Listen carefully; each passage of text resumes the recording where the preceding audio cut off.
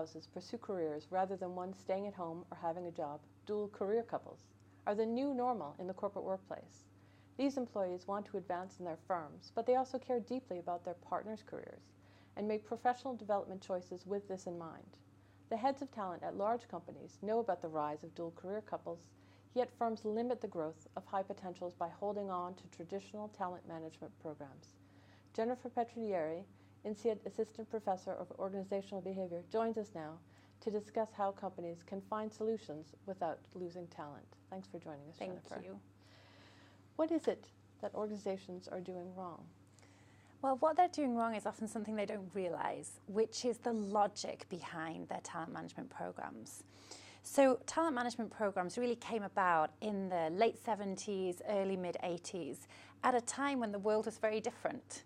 First of all, most professionals in organizations had very different family structures. Typically, they had a stay-at-home homemaker partner or someone who had a job which was fairly mobile.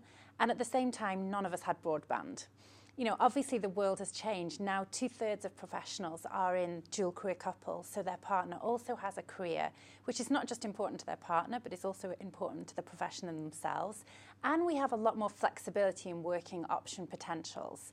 And yet, if we look at the talent management structures of organizations, the logic behind them is very much adapted to these 1980s workers. Now, what does that mean practically? Really what that means is that there's very kind of fixed paths, leadership paths to the top. Mm-hmm. So these may involve set rotations through different functions of the business, through different geographical locations. They're very much focused on face time, so showing up in the office for a set number of hours. And they certainly don't make use of the wide variety of technologies we have today. And so the logic is really on place. You know, where does talent need to go to learn the things that will help them get to the top? Without really questioning, do I need to go anywhere? Or do I need to move every 3 years in lockstep? So the design problem is really the logic that then drives the design of these. Can you tell me about how a firm might limit or lose a high potential by not accounting for this dual career couple aspect of their lives? So very often this comes into play when there's a mobility question at issue, which is very hard for dual careers to manage. Now, I've done a lot of work with dual career couples themselves, and they know they need to be mobile, and in many cases they want to be mobile. It's not that they want to be based, say, in Paris the whole of their careers, but they can't just go at the drop of a hat. And very often the way talent management structures work is we're waiting for the next position, and when that becomes free, you'll get a tap on the shoulder. Oh, I have excellent news. A position has become free in X country. Can you move in a month's time? That just is very difficult for people in dual career couples to manage. And so, and this really derives from that logic I was talking about earlier in the talent management structures, this idea that we move perhaps every 3 to 4 years in this lockstep. That lockstep movement just doesn't work as well for dual career talent. These people need a little bit more thoughtful, planful moves. But the great news is that if you do that, they're much more likely to succeed. So when we look at the research on international moves in particular, there's an extremely high failure rate. And the reason often is that the partner is unhappy.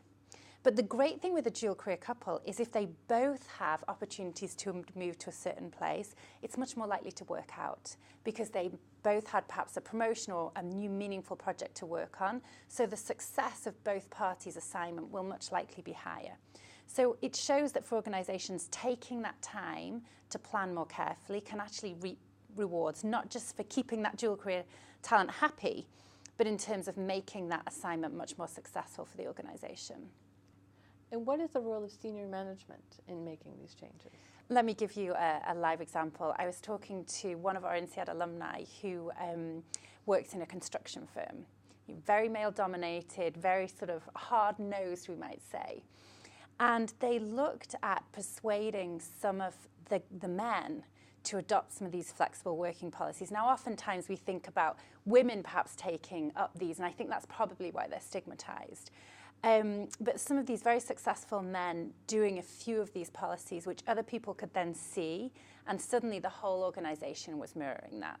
So it's incredibly important for senior managers to not just agree and support it, but do it themselves. And as I said earlier, there's productivity gains to be had there.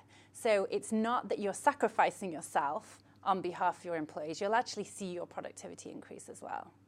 And what kind of solutions can companies take up to manage this problem? The first is fundamentally looking at the design of the talent management structures and really going back to basics and switching this focus from where does someone need to be and the timing they need to go through to what is it they need to develop, if we think in terms of skills, experience, network. Because maybe I don't need to go to China for 3 years to develop some of those networks and experience. Maybe there's something like a job swap or a secondment I can do instead of that very rigid rotation. The second thing is around organisational culture. We've got to end the stigmatisation of flexible working.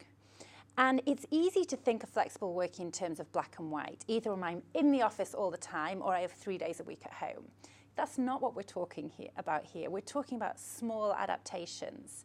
You know, it may be working from home once a week. It may be finishing a little bit early to go home and then picking up work again in the evening.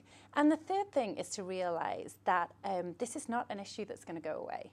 So year on year, the number of dual career couples in the workplace is growing. Right now, it's at 2/3. You know, that will quickly rise up to 70, 80%.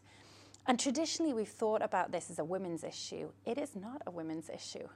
It's an issue for many, many professionals now, many, many men.